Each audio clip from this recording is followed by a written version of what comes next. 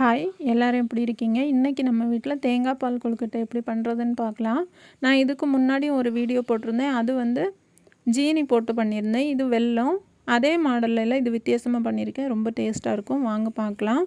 First வந்து கொஞ்சம் மாவு எடுத்திருக்கேன். கரண்டு போயிட்டு கொஞ்சம் மாவு எடுத்திருந்தேன். மாவு எடுத்து அதில் கொஞ்சம் உப்பு மட்டும் போட்டு நல்லா மிக்ஸ் பண்ணி எடுத்துகிட்டு நல்லா கொதிக்கிற சுடு தண்ணியை ஊற்றி நல்லா கிளறணும். கிளறி எடுத்து ஆற வச்சுருக்கேன் உருண்டை பிடிக்கிறதுக்கு.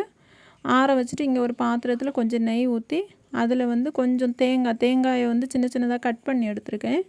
தேங்காய், முந்திரி, உலர் திராட்சை அவ்வளோத்தையும் போட்டு நம்ம இது பண்ணி எடுத்து தனியாக வச்சுட்டு அதே பாத்திரத்தில் கொஞ்சம் தண்ணி ஊற்றி அச்சு வெல்லம் வாங்கி வச்சுருந்தேன். அதையும் போட்டு காய்ச்சி எடுத்துகிட்டு அதை வந்து வடிகட்டி எடுத்து அதே பாத்திரத்தில் திரும்பவும் ஊற்றி தூசி இருக்கும். அதனால் வடிகட்டி எடுத்து அதே பாத்திரத்தில் திரும்ப ஊற்றி நம்ம ஏற்கனவே எடுத்து வச்சுருந்த மாவை சின்ன சின்ன உருண்டையாக உருட்டி அதெல்லாம் போட்டாச்சு. அப்போவே கொஞ்சம் மாவு மட்டும் எடுத்து தண்ணி கலந்து தனியாக வச்சுருந்தேன். இது நல்லா கொதித்ததுக்கு அப்புறமா ஏலக்காவை தட்டி வச்சுருந்தேன். அதை போட்டிருக்கேன். போட்டுட்டு நம்ம வந்து மாவை ஃபஸ்ட்டே தண்ணி ஊற்றி கரைச்சி வச்சுருந்தோம். அதை வந்து ஊற்றி அதுவும் ஒரு கொதித்த உடனே நம்ம எடுத்து வச்சுருந்த அந்த முந்திரி அதெல்லாம் போட்டு தேங்காய் பால் இவ்வளோ ஊற்ற வேண்டாம். இதை விட கம்மியாக ஊற்றின போதும். நான் வந்து அதிகமாக வச்சுருந்தனால அப்படியே ஊற்றிட்டேன். இது வந்து எங்களுக்கு இனிப்பு கரெக்டாக இருக்கும். நாங்கள் ரொம்ப இனிப்பு எடுக்க மாட்டோம். இனிப்பு ரொம்ப சாப்பிட்றவங்களுக்கு இது இனிப்பு கம்மியாக இருக்கும். அதனால் கொஞ்சம் கூட இனிப்பு போட்டுடுங்க.